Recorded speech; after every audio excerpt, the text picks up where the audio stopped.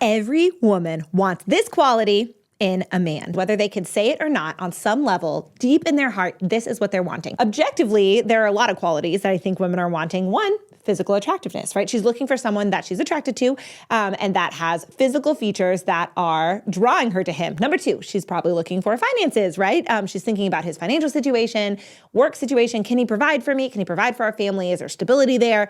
Probably looking for someone who likes babies, right? If you're wanting to get married and you're wanting to have children, you're going to be looking for a man who is good, if not good with children, then is at least open to being good with children. But I think that underlying all of these, there is one quality that every woman is wanting. And if you want to be a good husband, if you're a guy watching this and you're like, I really want to get married one day, or I am a husband and I want to be a better fit for my wife, what do I do? What is one thing I can work on?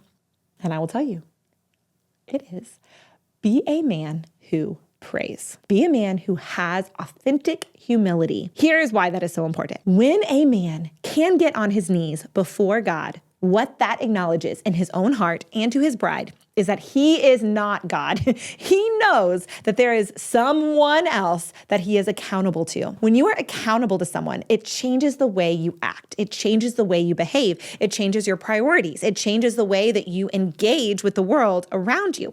When a man is able to bend his knees before the Creator and say, you are God and I am not, so many beautiful ripple effects come from there.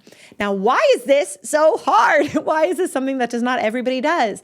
Well, as humans, we have this little seed in us called concupiscence. And that means that there is a piece of us way down at our root that wants to be God. We want to be the number one. We want our will to be right. We want to always be the one who has the answers. And that comes from ultimately a deep mistrust in who God is at the core. Who is God? Is he trustworthy? Is he a good father? Does he love me? Is he going to take care of me? Can I surrender to him and allow for him to guide my life, sculpt my life, allow me to walk down a path, engaging my free will, of course, but allow me to walk down a path that he sets open before me, and will it lead to my happiness? Way back in the Garden of Eden, the very first man and woman were actually tempted with this exact same question. Is God trustworthy? Can I trust him? Does he have my happiness and my best interests at heart?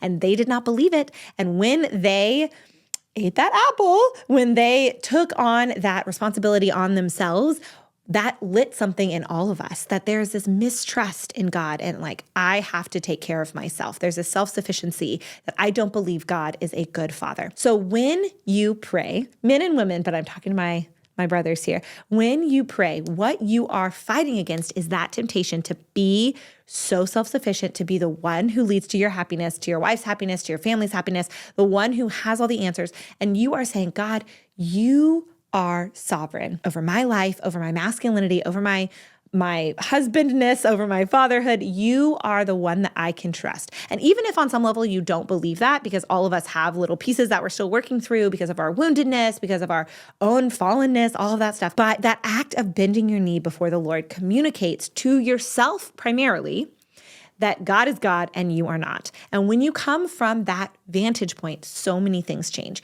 One of the biggest things that I think changes in the heart of a person who prays is you acknowledge, or at least you have a better chance of acknowledging, that your word really matters when you make those marriage vows, and that God's design, that when what God joins together, man will never be able to tear apart.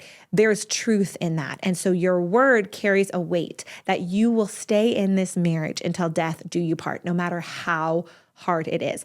I know that some of you are going to watch this video and you're going to say, yeah, but my husband prayed, but he left me, he abandoned me, he cheated on me. Yes, obviously that stuff can still happen. But the more that a man puts himself before God on his knees authentically, right? Not just for show, when there's an actual authentic humility before the Lord, when things get really hard in your marriage, and it's not an if, it's a when, they're going to get hard. You're going to be tempted to leave. It just is the nature of humanity right now. It is just so prevalent. We don't like to do hard things, so we're tempted to leave when they get hard. When things get hard, you will have that humility to fall back on and say, God, you are God, and you say that I need to stay. I need to stay. I need to work on myself. I need to see what is in myself that I can change, that I can grow in. How can I love my bride better? How can I commit more strongly to her?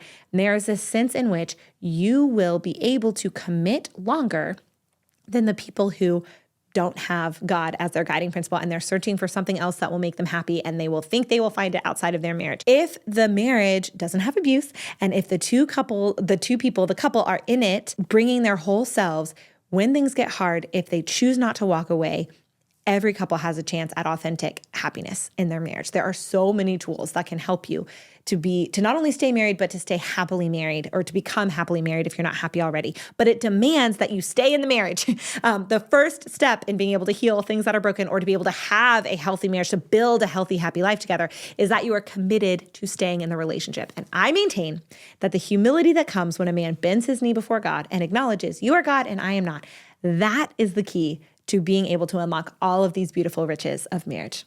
So I hope this was helpful for you. If you have any questions or you disagree or whatever, please put it in the comments or message me on Instagram at Discerning Marriage. I would love to dialogue with you about this. I'm very passionate about this sort of thing, as you can tell. While you're here, if you would please be willing to like this video, subscribe to our channel, and hit that notification bell. That is such a blessing for us at the Theology of the Body Institute. It tells us what content you like, what content you want more of. It also blesses you because you will always know when we drop another video and you'll be able to see it right away and immediately, hopefully, apply that rich goodness to your life.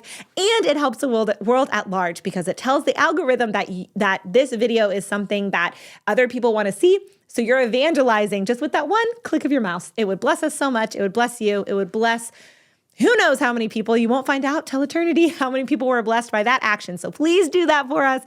It again blesses us so much. Until next time, stay close to the heart of Jesus and be not afraid. Bye.